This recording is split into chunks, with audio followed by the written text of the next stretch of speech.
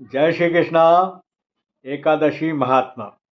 आज हूँ आपके जया एकादशी को महात्मा सुनाऊंगा साहब। माघ महीना का शुक्ल पक्ष की जो एकादशी आवे है वह जया एकादशी कहवाए है साहब। तो आज हूँ आपके माघ महीना का शुक्ल पक्ष की एकादशी जो कि जया एकादशी है उसको महात्मा पढ़ीने सुनाऊंगा पोथी का अनुसार जसो पोथी में लिखी हुए असो को असो। एक खास बात, क्या जया एकादशी को व्रत करवा वाला की समस्त कुयोनि हुन समाप्त हो जाए है, नष्ट हो जाए है और मनुष्य सहस्त्र वर्षों तक स्वर्ग में वास करे है साहब। तो असी है महत्वपूर्ण यह जया एकादशी और एको व्रत व्रत करवा वाला के तो पुण्य फल प्राप्त हो ही है, साथ में एका महात्मा पढ़वा और सुनवा वाला के भी सहस्त्र सहस्त्र पुण्य फल प्राप्त हुए, अनेकानेक पुण्य फल प्राप्त हुए। तो साहब जया एकादशी को महात्मा હું आपके सुन रही हो पोथी का अनुसार जैसो इन्हीं पोथी में दियो है या एकादशी महात्मा की पोथी हमारा हाथ में है। पोथी में जसो दियो है वसो को वसो पढ़ी के सुन रही हो, ध्यान पूर्वक सुनजो और राधे राधे जरूर बोलजो। कमेंट्स बॉक्स में कमेंट्स करजो। साथ में हमारा यूट्यूब चैनल इंदौरी रंग देवेंद्र जोशी का संग के सब्सक्राइब करजो। अगर आपने चैनल के सब्सक्राइब करी दियो तो अपना परिचित हमसे चैनल के सब्सक्राइब करवा जो और हमारा वीडियो उनके लाइक और शेयर करजो साहब। तो आज हूँ आपके जया एकादशी को महात्मा पढ़ी ने सुने हो पोथी में से।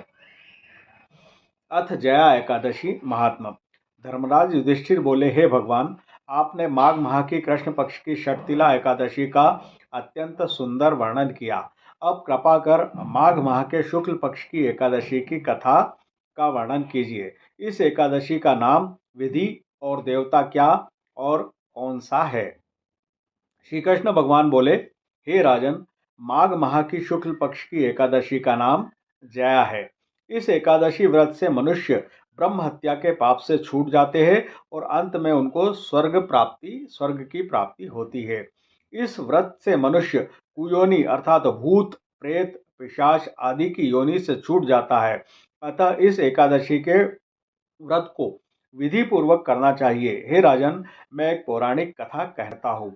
एक समय इंद्रनाक लोक में अपनी इच्छानुसार अप्सराओं के साथ रमण कर रहा था। गंधर्व गान कर रहे थे। वहाँ गंधर्वों में प्रसिद्ध पुष्पवंत, उसकी लड़की तथा चित्रसेन की स्त्री मलिन, ये सब थे। उस जगह मलिन का लड़का पुष्पवान और उसका लड़का माल्यवान भी था। उस समय पुष्पवती नामक एक गंधर्व स्त्री माल्यवान को देखकर मोहित हो गई और काम बाण से चलायमान होने लगी।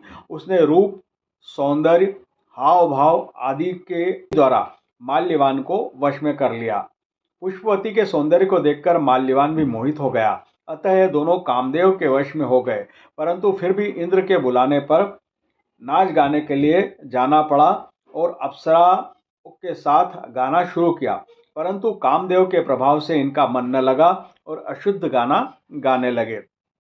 इनकी भावभंगियों को देखकर इंद्र ने इनके प्रेम को समझ लिया और इसमें अपना अपमान समझ इंद्र ने शाप दे दिया कि तुम स्त्री पुरुष के रूप में मृत्युलोक में जाकर पिशाच का रूप धारण करो और अपने कर्मों का फल भोगो।